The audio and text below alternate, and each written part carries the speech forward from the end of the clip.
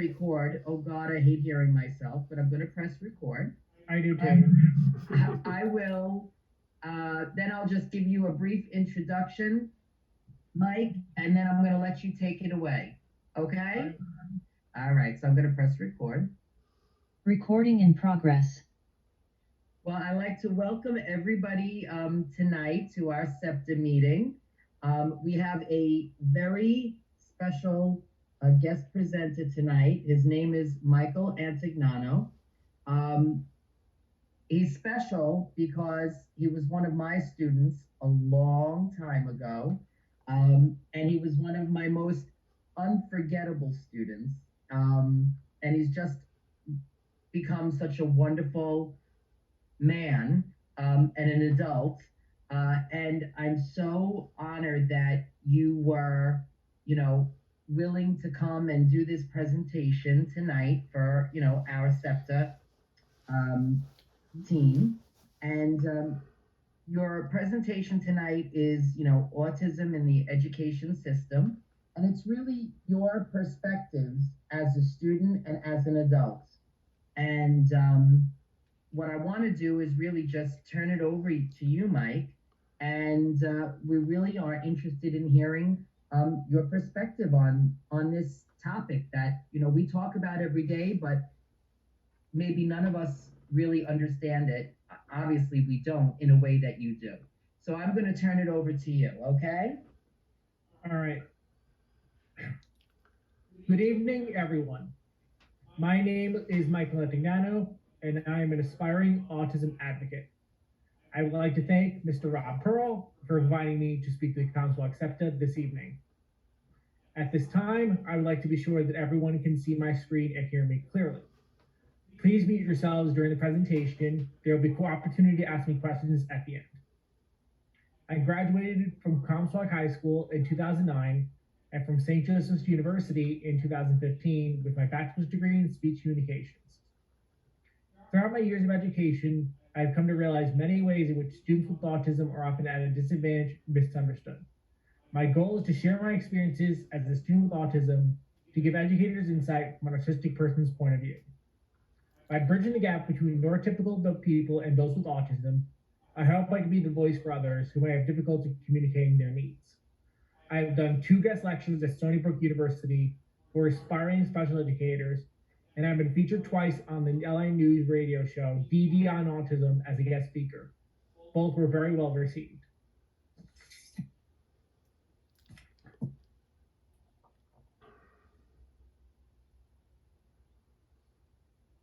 What is autism? Autism spectrum disorder is a series of developmental disorders categorized together as part of the same general disability. It is classified as a spectrum disorder because no 2 people have the same experiences with it. The spectrum ranges from low functioning to high functioning, each person experiencing their own different triggers and quirks. For example, a common sensitivity for people with autism is loud noises, particularly in crowded places. However, not every person with autism experiences that same sensitivity.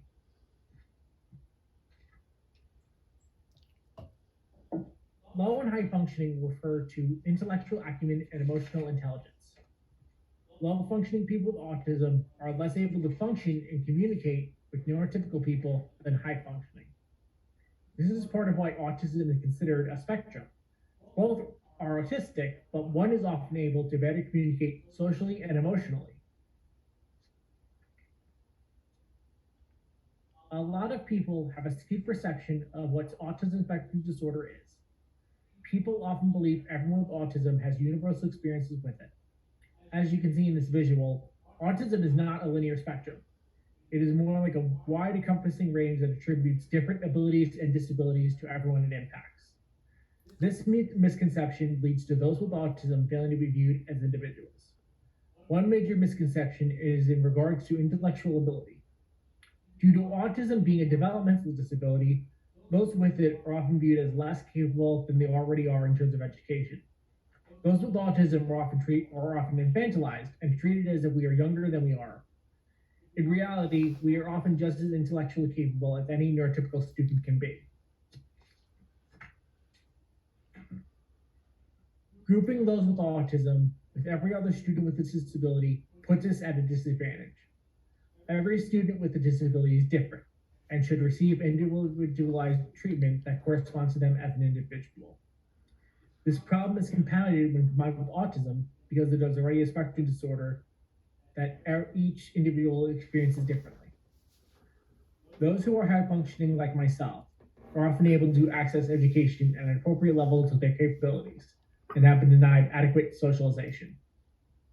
In the same sense, those who are lower functioning often aren't able to receive the specialized service and attention they require. I have always known a life with autism because it has been with me all my life. It is as much a part of me as my eyes and ears, but it does not define who I am. It is not a curse or a blessing. It merely gives me different advantages and disadvantages than other people. Some disadvantages I face are extreme social awkwardness and the inability to read social cues. These are very common for what people know as autism. It's not that I don't want to interact with others, it's just hard for me. This creates a self-fulfilling prophecy of sorts, where the overvigilance to be aware of these cues means that when they actually come, I am at a loss about how to interact with people in practice and often struggling to find the right words. This is something I feel could be improved through socialization programs during early education. I also experienced increased sensitivity, specifically with hearing and touch. My touch sensitivity is mainly associated with pain and food texture.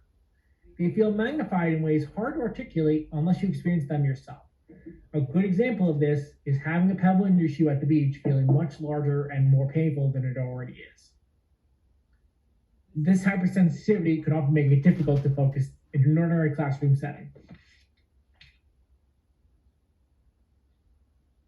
In an ideal world, the perfect classroom setting would be one that is considerate of the sensory issues children with autism face. For example, the lights would not be so bright and the classroom wouldn't be loud and noisy.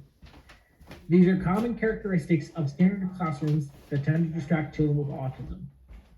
Furthermore, the classroom would be tailored to comfort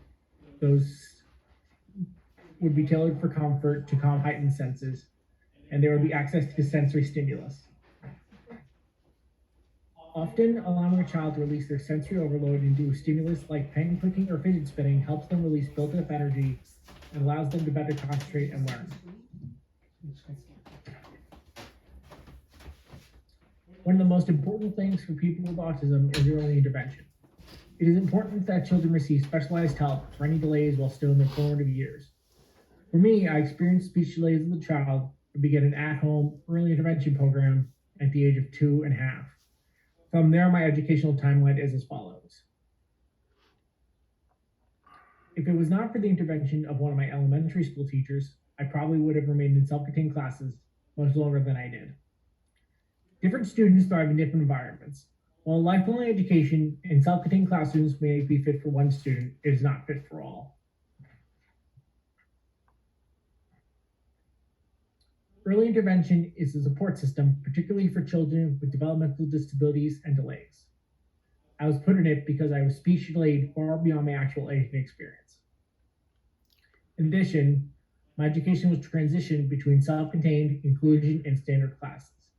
Self-contained was a class setting that consisted of solely students with disabilities of all kinds, physical and developmental. Inclusion, meanwhile, was a transition between regular classes and self-contained. It was a full-sized class, but with both a standard teacher and a special education teacher to bridge that gap. Lastly, in my senior year, I attended standard classes with a one-on-one aide. Pros and cons of my education. The pros of self-contained classes are a smaller class size, more individualized attention, and all teachers were specialized. The cons were little to no socialization with peers, more distractions, and hindered capabilities. The pros of inclusion were more socialization, able to learn by example set by peers, more equal treatment, closer to normalcy, allowing me to work to my abilities, and an additional teacher specialized in special education assigned to the class. The cons were less individualized learning, primary teachers not specialized in special education. A universal struggle for students with autism is the capability to socialize. Many children struggle with reading body cues and social cues. It's important to encourage socialization early on in the formative years because it makes it easier for them to practice it in later years as they get older. It allows them to be better equipped for life after graduation.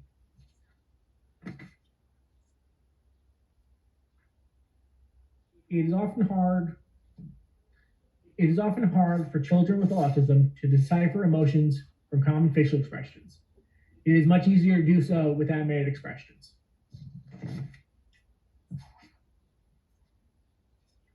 I feel that the opportunity to interact with my peers in inclusion classes helped me improve my social skills and gave me a better understanding of social cues than would otherwise be the case. These skills would have been improved even more if I had the opportunity to experience inclusion classes earlier. While inclusion classes might not be right for all children should have the chance to try and experience them from the start to see if they're the right fit before curating an individualized plan. Every student and every child with autism is unique, each with their own skills and requirements. This is why individualized plans are important.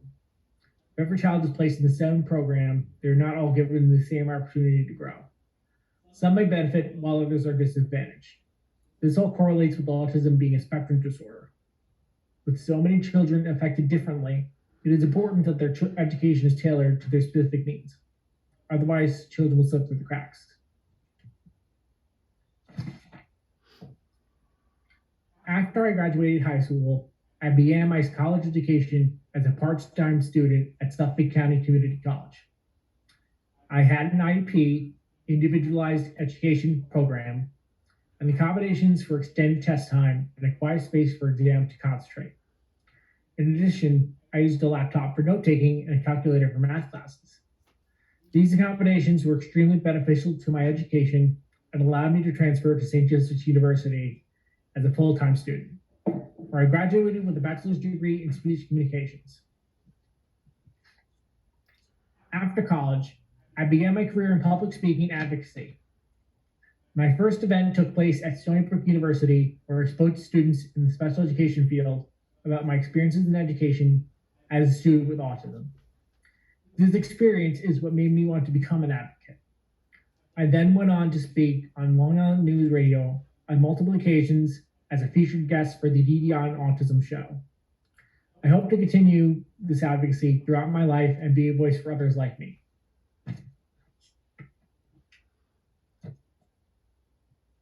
I believe my accomplishments and academic achievements show what is possible for people with autism.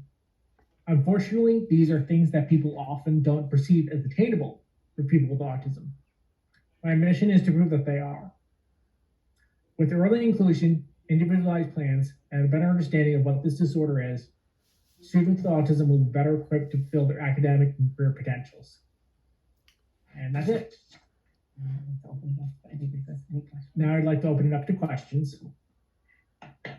Great job. I loved it. Loved it. I have, you know me, I'm going to jump the gun and start talking right away because that's what I do.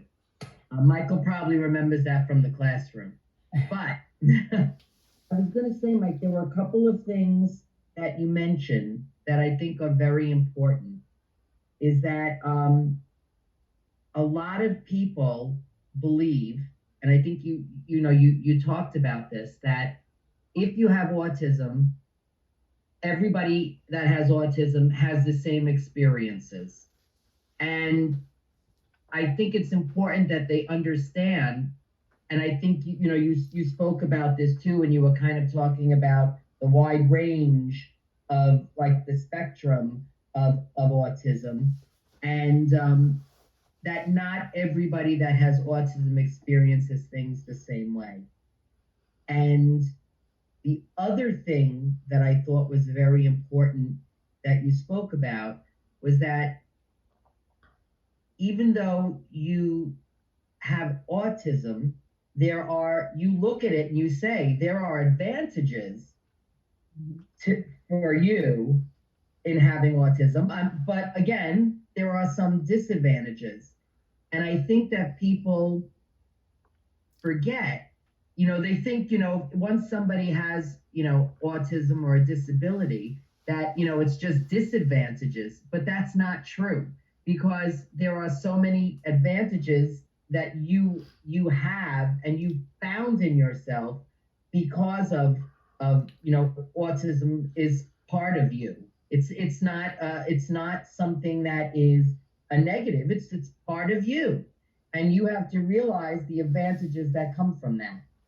So, I thought that those were excellent, excellent points that you raised, and I think people tend to forget about that.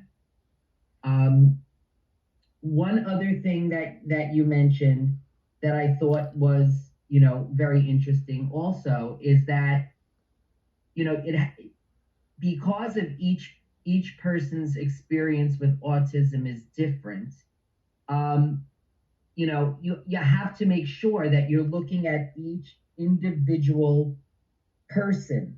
It's not that you can just say, well, somebody has autism and they're going to, a 15-1 special class or a self-contained class because they have autism, because they don't necessarily need that.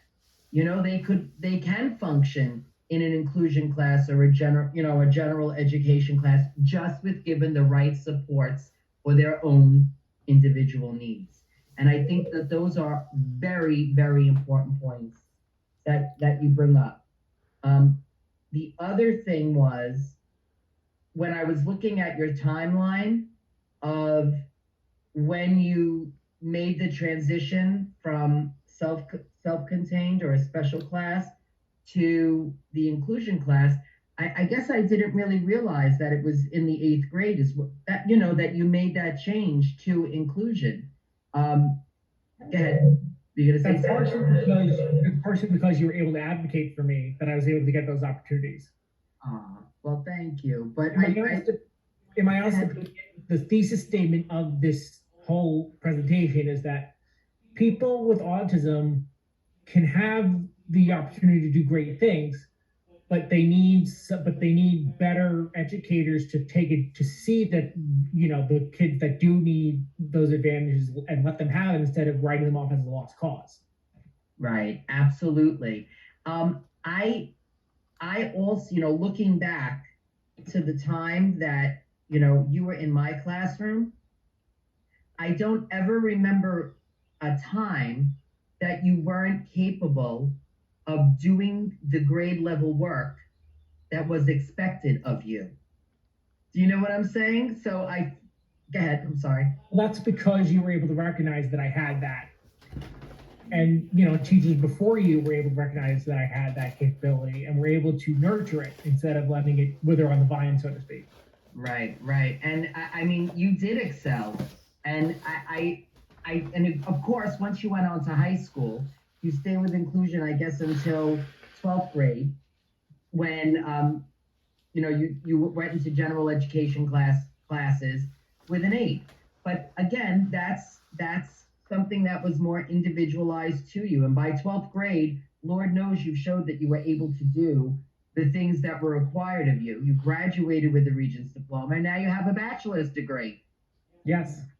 So, you know, I just, having worked in the special education field now, it's going to be 20 years. I still found those things that I mentioned from your presentation, they still like reverberate in my brain. That not everybody with autism has the same experiences. There are so many advantages, and you just need to be given the opportunity to really show your strengths. The way I see it, autism is similar to like being born blind or deaf. Yes, it does mean that you're neutered in some ways, or Mhm. but it also means that you're able to develop different senses to compensate for those and be capable in your own way. I've never heard of it like that. Well, that's kind of what it is. It's a congenital disorder. It's something that you're born with, but that doesn't. I often feel like the problem with autism being a spectrum is that you're often compared to the lowest functioning autistic person instead of being treated on your own merits. Yeah. We're all painted with sort of one brush.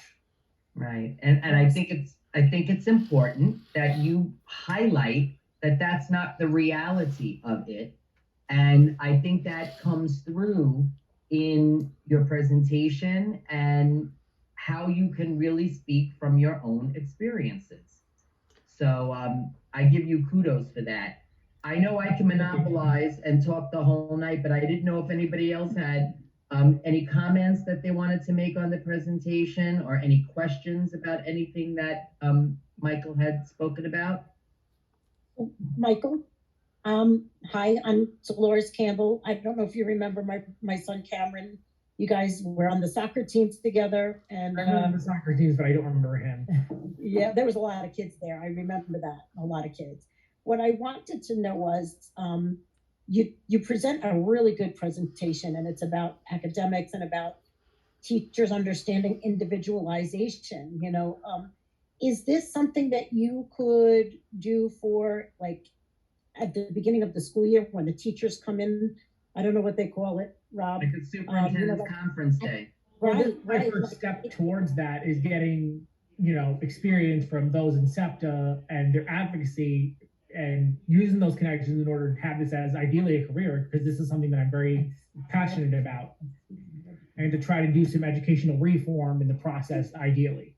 Right. I think the way you describe, individualism and how everyone, has to work at their own pace, and that what you have to offer is different for every person. I think that a lot of people don't understand that. I think this would be a great platform for you to just get that information to people that need that information. I feel like a lot of times, because of the specific nature of autistic students, the fact that they're often unable to safely articulate their emotions and often lash out, that kind of gives them a bad reputation, but that doesn't have to be the case. And you articulate that very well. Yeah. Mm-hmm. Absolutely. Yeah, because I think for often it's hard to understand for people that aren't autistic, but often autistic people are often as upset about their own way of dealing with the world as they are to experience it. But it's often a very experiential emotion where we feel emotions so sensitively that it often means that we get, considered problem children. I understand. I don't think I've ever quite heard it that way. That, and correct me if I'm wrong, Michael, is that if you're upset about something, or I don't know if it's upset, but if something is I guess I'll use the word upset, but if you're upset about something, sometimes, depending on what the situation is, you can't necessarily control your reaction, but you may know that you're having that reaction and you don't want to, and that's upsetting you.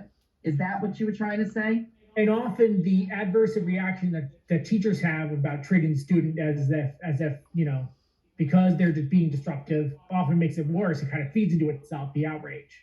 I mean, most people have like a moment where they just kind of see red, where they are kind of disassociating from their own emotions because of how strong those emotions are. Autistic students do that even more. And that's part of the stigma against them, is that they're often seen as disruptive. And I'm saying it comes from a place of reflection. It's not like they want to do this. It's just, that's the only outlet they really have for their emotions sometimes. And teachers need to be patient about that. And I don't think that we would necessarily look at it the way that you're describing it. And I think it's so interesting that that's because that's something that autistic students often can't articulate, because it's something that's experiential. It's not something that you can describe. It's like trying to describe, it's a sign of synesthesia. It's like trying to describe the taste of red. It's something that's like indescribable unless you're experiencing it. I see that as the title of a book. Because something, Michael, you're onto something, and I have to tell you that this little, program that you put together here would also be beneficial for employers, because when you're in a different realm now, you're not a student anymore. You're an adult, and the whole employment field is flooded with people that don't understand different, and I think that we are all different in our own way. Some people have blue eyes, some people have blonde hair. Everybody's reaction to things, like you were explaining, you might not be able to articulate your feelings, or you don't want the touch that, that something is agitating you or something. People don't understand this. And like you said, they might see you as functioning on a different level. But that doesn't mean you're not perfectly capable, and that people need to understand what it's like, because people don't know. And I think this would be a great presentation. Yeah. Especially in the modern job market with incentives to Absolutely. hire disabled, people without understanding, the pros and cons of that, kind of going into it will often lead to a lot more disruptions between employer and employee. That for that case, I have someone like a job coach who can sort of act as an intermediary, but that's something that I had to work for several years to get.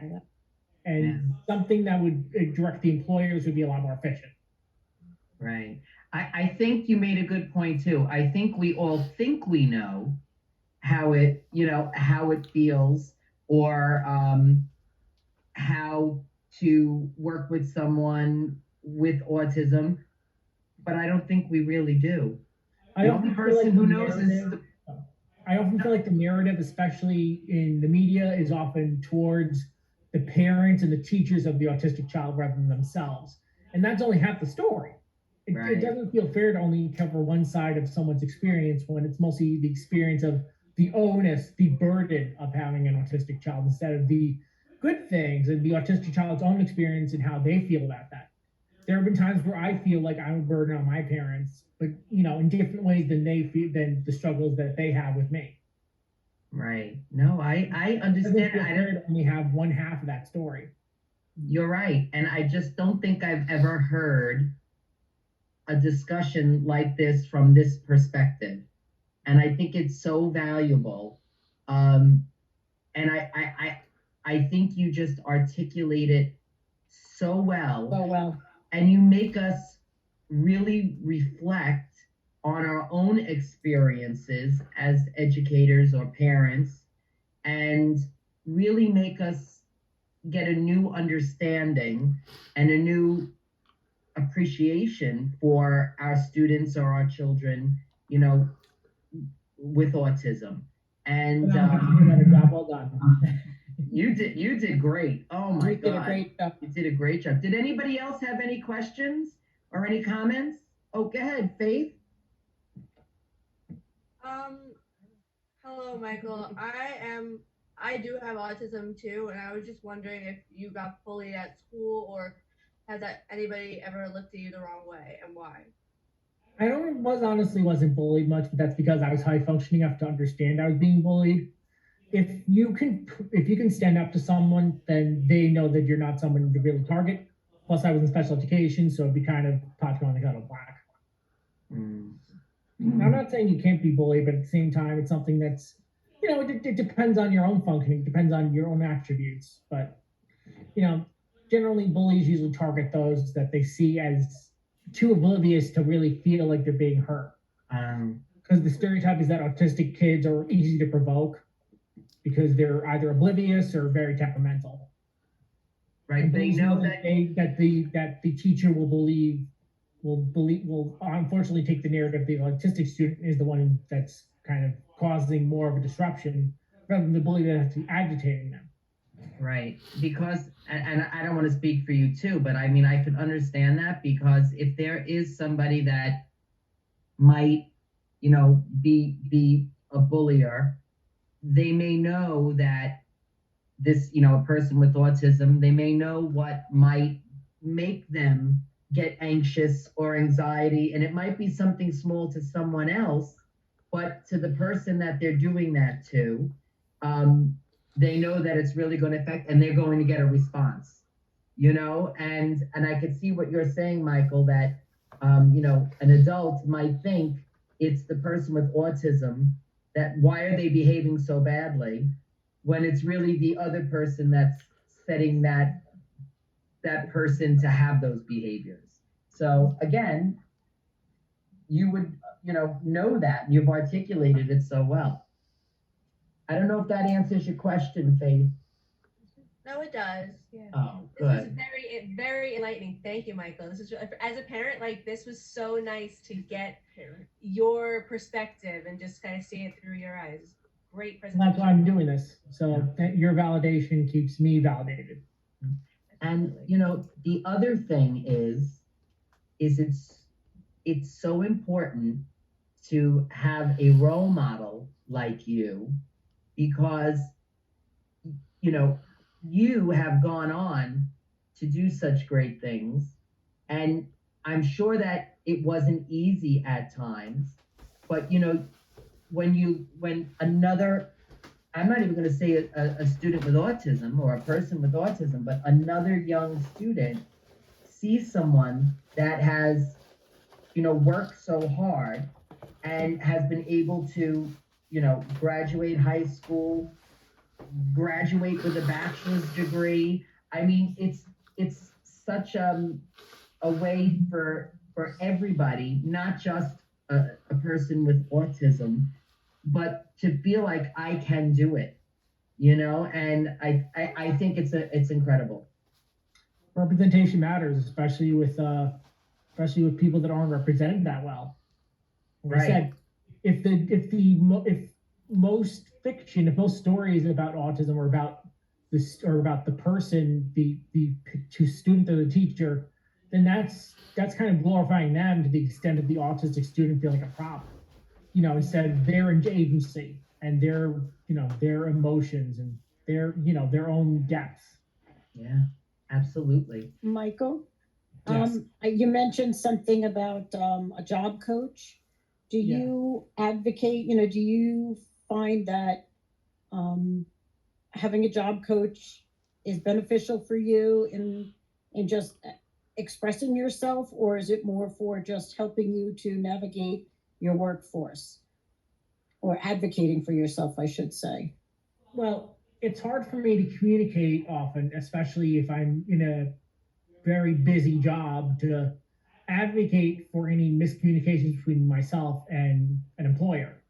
So a job coach acts as essentially a mediator for that, in my personal opinion at least. But a job coach has a variety of needs. Some are more hands-on than others. I'm high functioning, so I don't really need that much help. But for socialization stuff, that's my weak point. So that's what I use a job coach for. Very good. And now, do you use them like is it just for getting a new job, or is it for just maintaining the work that you're at? Well, a job coach does the latter, but a job director does the former. Okay. It's a very complex thing that my mom probably knows a lot more than I do, because that's kind of, it's so I'll be complex calling. that I keep on my brain turning off of that point of it, because it's a lot of red tape. I just wonder how you feel about it, having the job coach. They're beneficial, I would assume. If I need it, I need it. Yeah. Yeah. But it's also something where they don't need to be there all the time for me. It's like it'll Correct. probably be. I'm starting a new job tomorrow, so it'll probably be like once a week to check things on. If Right. if That's I very need to exciting. text them, that kind of thing. And what will you be doing? I'm actually working at Eagle Auto Mall in Riverhead in the job parts department. I'm not really sure what to do yet, so I'll fall back on that. But so far it's a very thankfully autistic kind of place. Autism and disability friendly, but I don't really know anything else until then. Okay. Well, it's exciting. Well, congratulations. I wish you luck on that. Thank you very much. I'm sure you'll do just fine. Hey, Michael, it's Lou. Hello. Hey, how are you, bud? I just want to say, wow. I'm thinking back to probably 10 years ago when you presented in my classes at Stony Brook for aspiring gen ed teachers who would have kids with IEPs in their classroom. And you were amazing then. This is like amazing times 10. I have more experience and more to talk about. Pretty simple. Yeah, just outstanding. Thank you so much. You just make it so easy for those of us who are neurotypical to understand. Yeah. Yeah, thank you as well for your kind words. Those. Excellent job, Michael. What I'm going to do is I don't want to keep you too long, okay? So what I will do is I will I'll stop the recording and I have to find where that is. Let's see. Okay, I found it. And then I will go on the computer later and see kind of where it's saved to. Save to. And then Can I say something as Michael's mom? Of course, you know Sure. I'm going to say something. First of all, you obviously am very proud of him. And he has been wanting to do this for a very long time. And I really thank you, Rob, for giving him the opportunity to do this with you guys. I feel the same way that you guys feel, because when we've heard it for the first couple of times, I was blown away myself. And as a mom, you know, you think you know everything too, and you don't. You know, you don't know what your child is feeling all the time. And I think that he really does articulate himself very well. But something that we watch together as a family, Michael has a thing about when we watch television, especially when it's about people that have autism or that are on the spectrum, and they're played by actors That are abled actors. because that feels disrespectful. So recently, I don't know how many of you on here have watched on the show called As We See It On Prime Video. on Prime Video. I haven't seen that. I'm gonna Okay, look well, it up. it I'm gonna look it up. It's 8 episodes, and the 3 main actors are 3 actors that are truly on the spectrum. There are people that are in other people in the cast that are on the spectrum, and there are people that were part of the writing team, and there were people that were advisors and on the stage crew and whatever, that were all on the spectrum. And it was an eye-opener, and he enjoyed it as well, because he started to see how these characters grew. There were certain things that he felt that may have been his That weaknesses paralleled. paralleled, and it was such a great thing to watch as a family. And we kept pausing it, and he had things to say. So if none of you have watched it, you really need to, because whether you have a child on the spectrum or you don't, it's such a wonderful, wonderful show to see what people on the spectrum really do go through as they get into adulthood. Well, they are in adulthood. but They are in adulthood. What I like about it is that it doesn't infantilize the characters. They're able to curse and want sex and stuff that most people want. But Right. it feels like autistic children, because it's a developmental disorder, we're often treated as younger than we are. Like, it's treated like little kids even when we're adults. Right. This treats them like, adults would of their age, like in their 20s. So if you haven't watched it, definitely watch it. We It's on will. Prime Video. It's on my list, and I'm gonna tell my family to watch as well. Yeah, my mother cried through the whole thing, and Watched it. she watched the whole thing, and I've encouraged a lot of my family to watch it as well. Just because I think it kind of does a lot of what this does, like just in like a entertainment format. Well, I don't want to take up we don't want to take up any more of your meeting time. No, And but- thank you so much. Thank you so much. And what I will do is I will figure out how to get this recording to you, okay? Okay, All right, thank you so much. Thank you. I'm so proud of you, Michael. And I'm glad that I was in some small way a part of your life and your path. So thank you. And everything's full circle. Yes. You've All done right. well, Mike. Very Thank you very exciting. much. Thank you for this beautiful presentation. Thank you, Mike. All righty, bye-bye. Take care. Bye-bye. Thank you, Michael. Hi, Donna.